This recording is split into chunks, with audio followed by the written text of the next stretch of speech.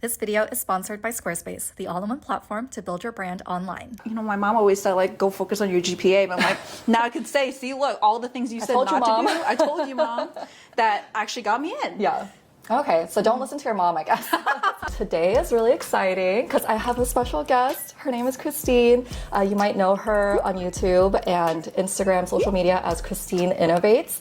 And we are here to talk about tech consulting, what it is, how you got into it, why you got into it, all of that. So very excited. Be sure to go check out her channel because we're doing a collab on her channel as well. So after you watch this one, go and watch that too. Just to start, could you just tell us a little bit about yourself? Tell the viewers here about themselves. I feel like I'm a talk show host right now. Like, welcome to my show. Well, hello everyone. My name is Christine. Currently, I'm at Google as a shopping advertising solutions architect. But previously, I was a tech consultant specializing in Workday financials implementations at Accenture. What made you want to go into tech consulting out of school? Yeah, so when I was in school, I was interested in tech and business. I don't want to be just in business or just in tech. I want to be in between, but I didn't know what because the whole area is just black hole. Everyone just thinks about computer science or business. There's nothing in between that people know of right out of the bat. So when I heard about that consulting, you get to travel the world. They pay for you to travel, and I love traveling. And on top of that, you get to explore different types of projects. I was all on board. Before we talk like more about tech consulting, could you just give a quick overview of what tech consulting even is? Yeah.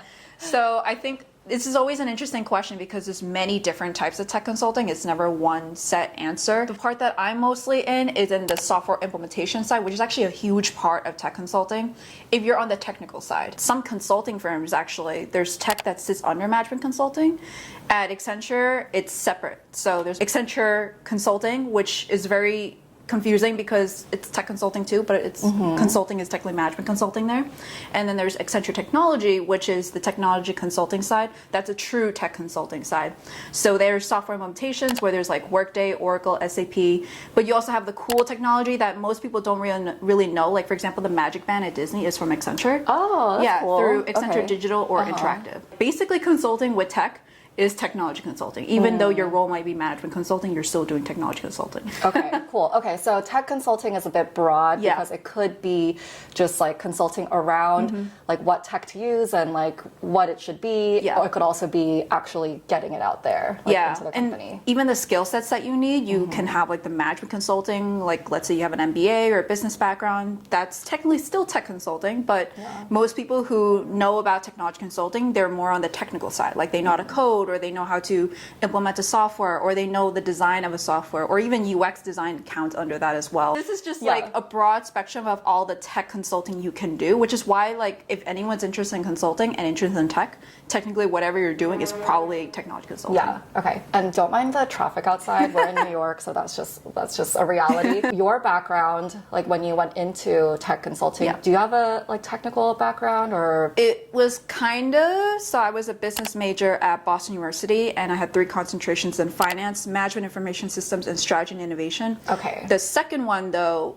it had like a requirement of 1 class in coding. So I did it in Python. Yeah, and like that was basic, it. like yeah. knowledge. But everything else was like, oh, let's get you Scrum certified. Let's get you like learn about Agile, learn about traditionals, waterfall, or like information design or database design, very basic stuff like that. And the concentration itself was like just 4 courses. It's not like a major where you're doing like an entire program. Yeah. But honestly, most people in tech consulting can be from many different backgrounds, like either tech, business, maybe not even either of them, maybe not even a college degree to some people, because you can do a coding book, bam, and still be okay. Okay, that's good to know. Yeah, because I think a lot of people, a lot of like DMs I get about consulting is like, oh, like what do I need to study, or like what certifications do I need? Yeah, so it could be anything. Tell me what the like recruiting process was like. Since I, didn't go into consulting right after college, I like switched into it later on. But tell me about what it was like as an undergrad. Okay, so as an undergrad at a target school, which is going to be different than if you were not from a target school, they actually had recruiters come to our school, and there's a dedicated recruiter for our school at Boston University that posted on our like handshake portal. So it's like a job portal for students at the school. And you would apply, and after that they have the first round interviews were at the career center at my school. So it wasn't even Wow, on they really the like set it up. yeah, so it was really at the interview. campus and the career center. Then after that, you're waiting for like 1 month or so where the recruiter's saying like, hey, you're moving on to the next round. And that was actually going to be this next and final round at the Accenture office at Boston. Okay. So when you're there for your first round, you actually choose the locations you're going for, even though your priority is Boston because Boston University was in Boston Yeah. and the interview was at Boston, they're really interviewing for the program. So even though there's people from Boston, you're really going to be evaluated for all the offices. And the part that I thought was interesting was that based off of how you ranked, and again, I'm not sure if a lot has changed since then. Probably Yeah, a lot it's has been a changed. while since you Yeah. graduated. Yeah. But when they were there, they said like based off of how you ranked, your priority is gonna be the Boston office. But like let's say you went for New York, then all the New York schools that are going for that, if there's spots open, then you're considered for that. Which is why New York okay. is so hard to get because Yeah. there's so many schools here, and everyone wants to go to New York. So then only after that, based off of your ranking, if you're like number 1 or 2, then you can be considered for the New York office because of that spot is like really limited. But if you're like 10, 12, 13, it might be very difficult to get Yeah. that because they're going to prioritize the top. What did you do to like make yourself stand out? So I think actually I may have been lucky because one of the interviewers actually was an intern at a place that I worked at. Oh, okay. So Network she instantly, is so important. yeah. Yeah. It was actually at the Boston University IT, specifically the Questrom School of Business IT Center. There was like a internship program. That's not really an internship. You're just doing a lot of side projects. Because of that connection, we were able to talk about it. She even said like, oh, because you're interning under him, I know you have the skills to do this Yeah, role. because So she went through it, Yeah. so she like had all the context. Yeah. So connections, but I mean, at the same time, I didn't know I was going to interview with her. I tried to actually ask ahead of time, like, who's interviewing me, and they're like, sorry, we can't tell you. So it was kind of random because it looks like they were just taking students and went to each room. So I don't even think they knew. They were just like, Yeah. first come, first serve kind of thing. But it sounds like, let's say, like even if you didn't have Yeah. that connection, like you were doing some stuff like during school, Yes. like doing that. You said it's like not really an internship, but you were doing that internship. Like anything else that you did just to make yourself a good candidate. Yeah, after I got the offer and I signed it, I asked the recruiter and said like, why me? Because I had a pretty low good that you asked GPA. that, yeah. And then I asked and he said like, well, based off, and I can't give you all the information is what he said, but these were the big bullet points that the interviewers wrote is that you're very well rounded. You have the tech background, the business background, the leadership, the volunteer, the internships, and they wanted someone that was well-rounded and had very big involvements all around. Yeah. So I was like, okay, that's pretty cool because you know my mom always said like go focus on your GPA, but I'm like now I could say, see, look, all the things you said told you, not Mom. to do, I told you, Mom, that actually got me in. Yeah. Okay, so don't listen to your mom, I guess. I mean, still listen to your mom, but Yeah. like loosely. Yeah. Hi, I hope you're enjoying the video so far. I'm just popping in here to tell you about this video's sponsor, which is Squarespace. Squarespace is an all-in-one platform where you can not only build your website, but you can build your brand online and connect with your audience. Whether you're just starting out or you're managing a growing brand, Squarespace makes it easy to create a beautiful website, engage with your audience, and sell anything from product to content to time, all in one place and on your own terms. I personally use Squarespace for my own website and blog, as well as my website for the podcast that I co-host with two of my friends, Megan and Christine. A different Christine than the Christine in this video. I have a lot of friends named Christine. But you could also use Squarespace to build an online store, whether you sell physical, digital, or service products. Or let's say you want to offer online or in-person classes. You can use Squarespace to schedule appointments, manage your schedule, accept secure payments, and of course beautifully showcase your services and more. From flexible website templates with designs for every category and use case to analytics and insights to grow your business and learn where your site visits and sales are coming from. Squarespace has so many features that are super intuitive to use. Again, I love using Squarespace and it's my first choice when it comes to building a website. So if you're interested in building a site with Squarespace, then go to squarespace.com/kchoi to get a free trial. And when you're ready, you can use my code kchoi to get 10% off your first purchase of a website or domain. Check out the description box for all that info. And thank you again to Squarespace for sponsoring this video. Let's talk now a bit about Google. Well, first of all, did you always know that you wanted to like go into consulting for a few years and then switch like into something else or like switch into industry as we sometimes call it? Well, I was going into tech consulting thinking I could explore many different technologies. Unfortunately, it wasn't like that. I was kind of pigeonholed right into Workday Financials. And even when I was trying actually to leave at the time, I was like, you know what, maybe I'll look out externally as well. Yeah. So I was looking to transfer to other places within Accenture. At the same time, I was looking at other roles outside.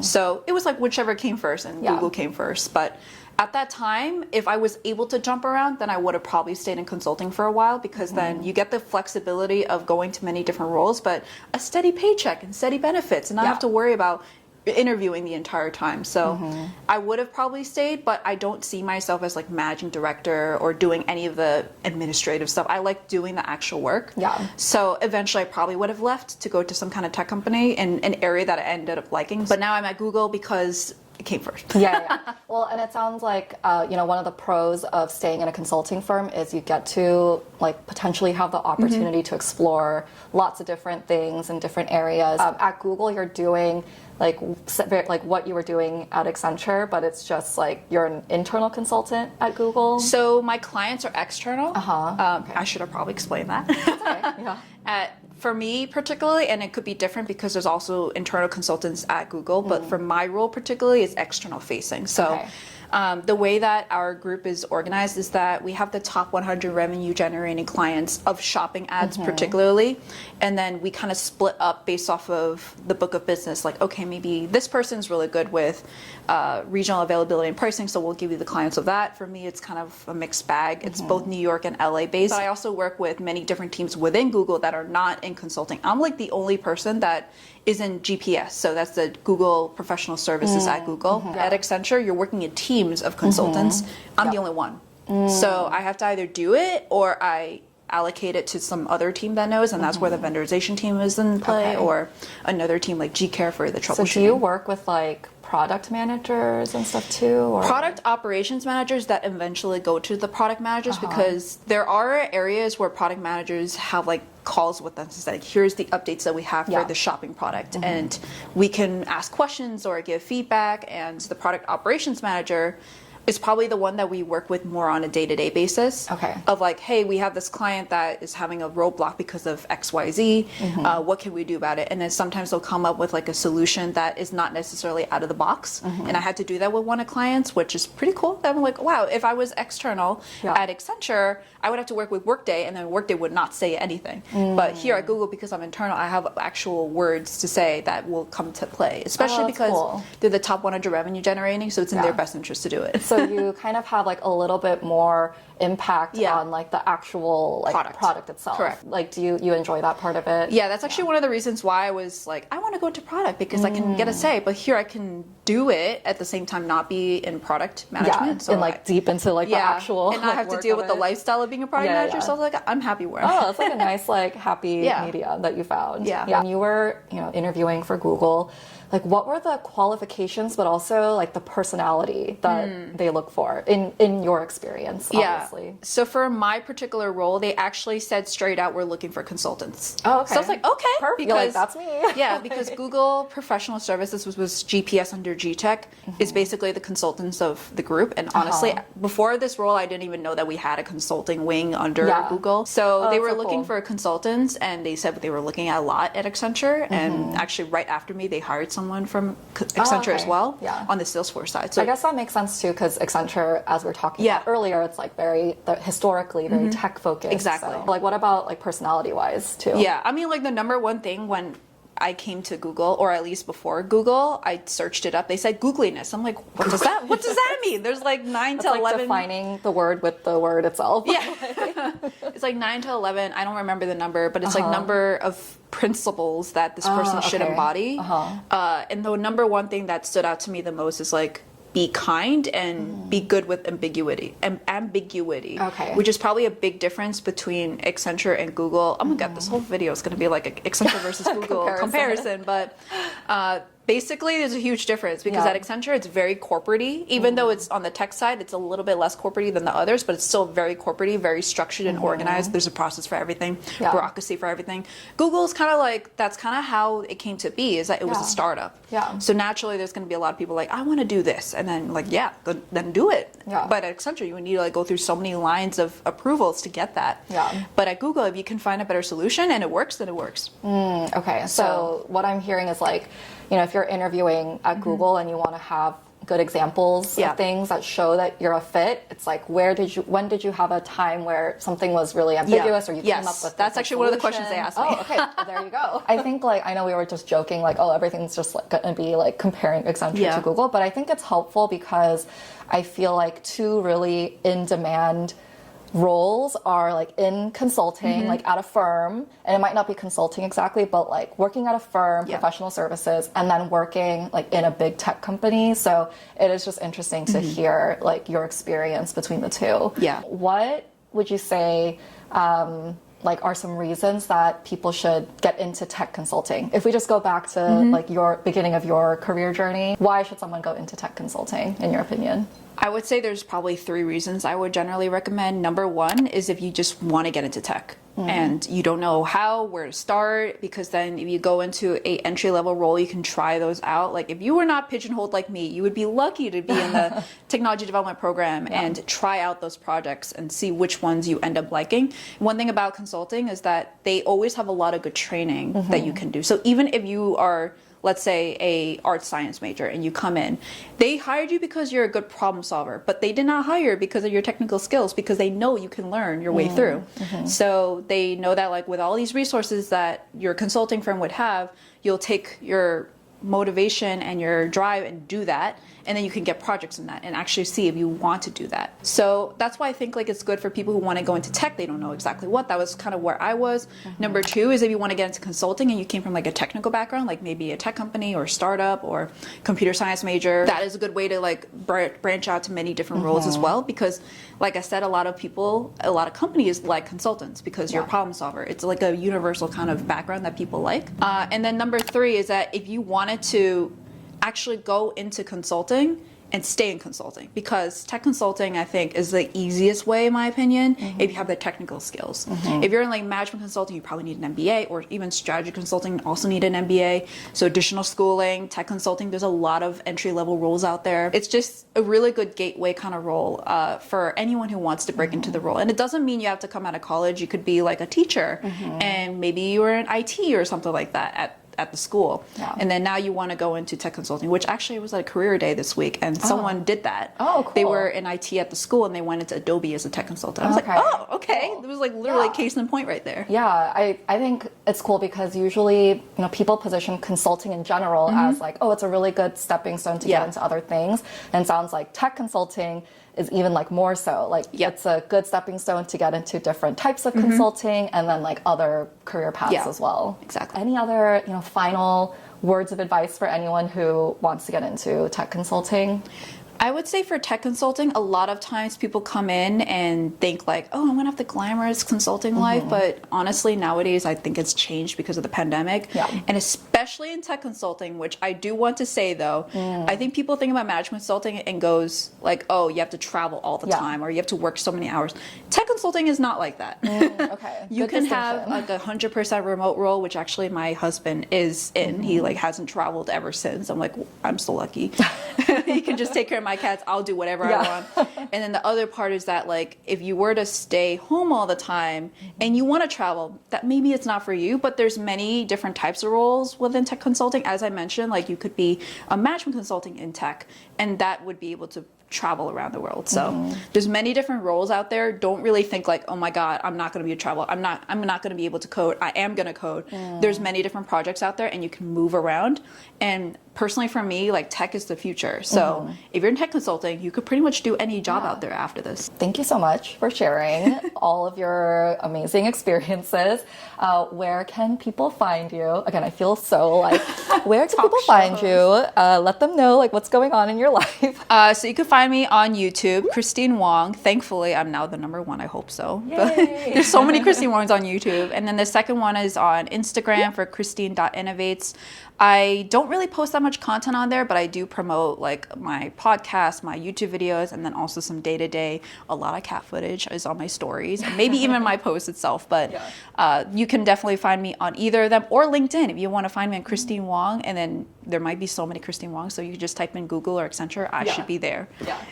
Cool. Okay, go find Christine. She's awesome, and she shares so much about all of her experiences on her channel as well. So if you want to find out more, she has a ton of content there that you can get into. in too. So thanks, Christine, for joining. And I'm also doing a video with kchoi Yes. here on change management in tech, which Yes. you might think is like a specific role, but it's actually integrated in every single tech consulting role. Yes, so go check that out. Okay, cool. Bye. Bye.